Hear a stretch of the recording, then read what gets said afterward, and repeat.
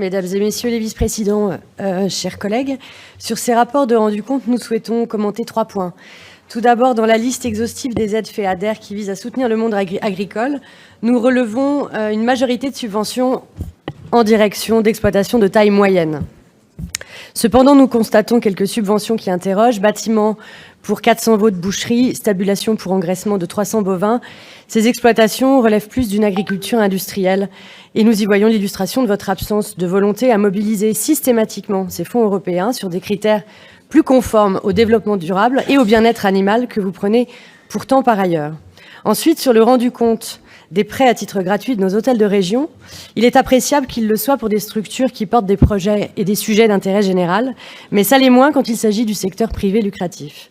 Il serait bon de mettre en visibilité, en priorité dans nos hôtels de région, des causes et des associations qui bénéficient d'un déficit de notoriété ou qui ont peu de moyens. En somme, nous sommes assez fans que Logiciels Libres, Pathologie 10 ou séminaires sur des sujets de santé tiennent tribune en nos murs, nettement moins quand il s'agit des domaines skiables ou des dirigeants commerciaux de France.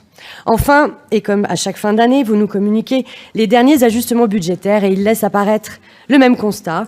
Les enveloppes budgétaires de l'environnement à hauteur de 13 millions en investissement et de la formation à hauteur de 10 millions en fonctionnement viennent abonder d'autres chapitres. Pour mémoire, c'était déjà moins 6 millions l'année passée, non consommés sur la formation professionnelle. J'en profite donc pour remettre une pièce dans la machine et rappeler que cela s'ajoute à la baisse de 47 millions de budget 2023 dédié à la formation par rapport au budget primitif de l'année passée.